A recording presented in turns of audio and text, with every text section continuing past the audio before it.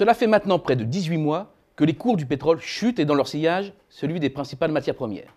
Et rien, absolument rien, ne se passe au niveau de la croissance mondiale. Le compteur reste bloqué autour de 2% et aucun signe d'accélération n'est perceptible. Pourtant, un contre-choc sur les matières premières, notamment un contre-choc pétrolier, correspond à une réduction de la rente des pays exportateurs dont on sait qu'elle est mal recyclée. Pour faire simple, il s'agit d'une redistribution des revenus pétroliers détenus par un petit nombre de personnes ayant un fort taux d'épargne aux consommateurs des classes moyennes du monde entier qui ont une forte propension à dépenser. C'est donc un stimulant de la croissance mondiale. Alors, pourquoi fait-il cheat cette fois-ci? Évacuons tout de suite les fausses pistes. Ce n'est pas une question d'ampleur. La baisse des cours du pétrole est désormais comparable à celle du milieu des années 80. Quant aux causes de la chute, c'est comme en 1986, c'est d'abord du côté de l'offre qu'il faut aller chercher la réponse, avec la révolution des pétroles et gaz de schiste. Alors pourquoi l'impact de ce contre-choc est émoussé? Je vois 4 éléments de réponse. D'abord, parce qu'une baisse généralisée des matières premières déclenche un effet de revenu négatif sur des pays producteurs dont le poids dans l'économie mondiale s'est considérablement accru. Ensuite, parce qu'une part de plus en plus importante des revenus issus de la baisse du prix du pétrole est épargnée et non pas consommée. Les pays avancés ne sont pas les seuls à importer du pétrole. Et il y a aussi de plus en plus de pays émergents. C'est normal, leur croissance est plus forte, mais également plus intense en énergie.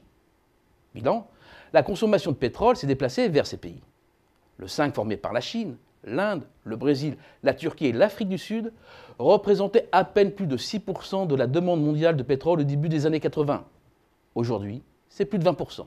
Mais c'est aussi 22% des importations mondiales de brut contre moins de 6% au milieu des années 80.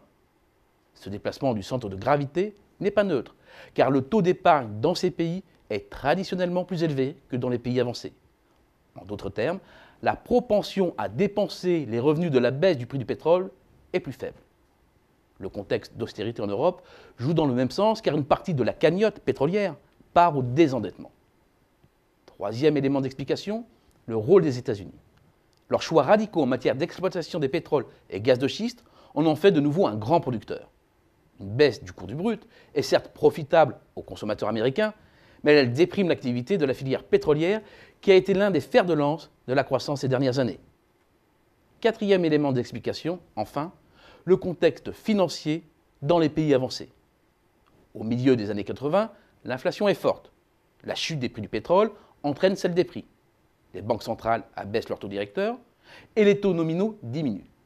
Un véritable appel d'air pour la croissance. Aujourd'hui, l'inflation est à un plancher historique et les taux proches de zéro ne peuvent baisser davantage. Hausse du poids des pays producteurs de matières premières dans le PIB mondial.